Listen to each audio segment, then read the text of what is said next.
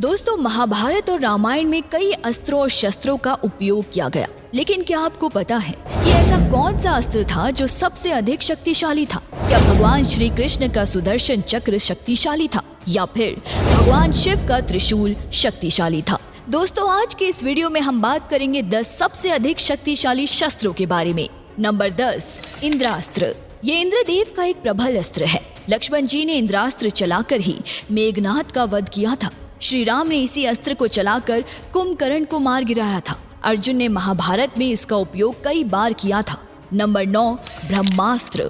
हमारे सनातन धर्म में ये माना जाता है कि धर्म और सत्य को बनाए रखने के उद्देश्य से ब्रह्मास्त्र का निर्माण ब्रह्मा जी द्वारा किया गया। ब्रह्मास्त्र की चपेट में आने से लक्ष्य पूरी तरह से नष्ट हो जाता है। इसका उल्लेख हमारे वेदों और महाकाव्यों में कई बार आता है। इसकी मारक क्षमता अचूक है। नंबर 8, वासवी शक्ति। इंद्रदेव की ये मोग शक्ति उन्होंने कर्ण के कवच और कुंडल के बदले दी थी, पर कर्ण इसका उपयोग सिर्फ एक ही बार कर सकते थे। इसी से कर्ण ने घटोत्कच का वध किया था। नंबर 7, रौद्रास्त्र। स्वर्गलोक में अर्जुन ने इसी अस्त्र का उपयोग कर हजारों काल के दैत्यों का वध किया था। अर्जुन इस अस्त्र को कर्ण पर भी चलाने वाले थे, पर उसी समय कर्ण के रथ का पहिया भूमि में धंस गया था, इसलिए अर्जुन ने इसको वापस ले लिया था। श्री राम ने इसका उपयोग कुंभकर्ण को मारने के लिए किया था। नंबर 6, वज्रास्त्र। देवराज इंद्र का वज्र एक दुर्जय और अत्यधिक शक्तिशाली शस्त्र है। एक बार चलाने पर इससे इतनी ऊर्जा निकलती है जो लाखों प्राणियों को क्षण भर में भस्म कर सकती है। इंद्र ने इसका इस्तेमाल कर वल और वृत्त जैसे अति बलशाली राक्षसों का वध किया था। बाल हनुमान को भी इसका उपयोग कर अचेत कर दिया था।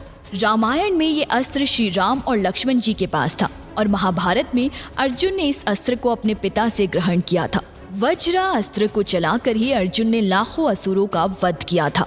नंबर 5, वैष्णवास्त्र। यह अस्त्र अपने लक्ष्य को पूरी तरह से नष्ट करने में सक्षम है, चाहे वो लक्ष्य किसी भी प्रवृत्ति का हो। इस अस्त्र को स्वयं भगवान विष्णु जी से ही ग्रहण किया जा सकता है।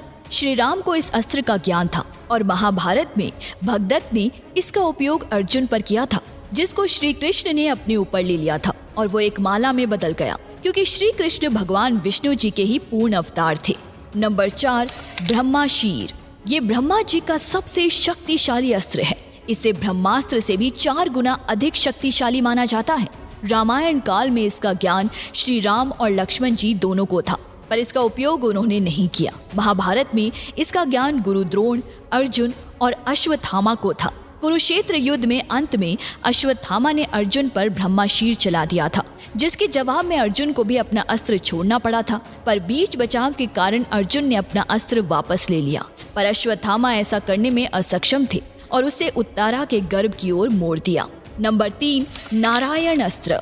ये भगवान विष्णु का एक शक्तिशाली दिव्य अस्त्र है, जिसका प्रतिकार करना असंभव है। इसका प्रतिरोध करने से इसकी शक्ति बढ़ती जाती है और इसका केवल एक ही प्रतिकार है, और वो ये है कि शत्रु अस्त्र छोड़कर नम्रता पूर्वक अपने आप को अर्पित कर दे। इसका उपयोग महाभारत में अश्वत्थामा ने पांडव सेना पर किया था। कुछ ही समय में इस अस्त्र ने पांडवों की एक पूरी सेना नष्ट कर दी थी। तब श्री कृष्ण ने सबको इसके आगे नतमस्तक होने की सलाह दी थी। नंबर 2, पाशुपतास्त्र। ये भगवान शिव का एक अति शक्तिशाली अस्त्र है, जो संपूर्ण ब्रह्मांड को पलक झपकने से भी पहले नष्ट करने में सक्षम है। 3 अविनाशी दानव नगरों को नष्ट करने के लिए भगवान शिव ने पाशुपतास्त्र का ही उपयोग किया था। इस बाण का निर्माण भगवान शिव ने किया था। महाभारत में इसका ज्ञान केवल अर्जुन को ही था और रामायण काल में श्री राम को ये अस्त्र ब्रह्मा ऋषि विश्वामित्र जी से प्राप्त हुआ था। इसका उपयोग मानसिक संकल्प से, दृष्टि से, वाणी तथा धनुष द्वारा भी कर सकते हैं। इनमें से चाहे जैसे भी इसका आह्वान हो, शत्रु का नाश होना तय है। नंबर 1, भगवान शिव का त्रिशूल और विष्णु जी का सुदर्शन चक्र।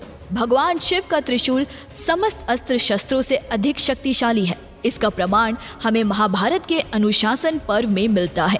त्रिशूल के 3 मुख्य रचनात्मक ऊर्जाओं के 3 रूपों ईरा, पिंगला और सुषुम्नाका का प्रतिनिधित्व करते हैं।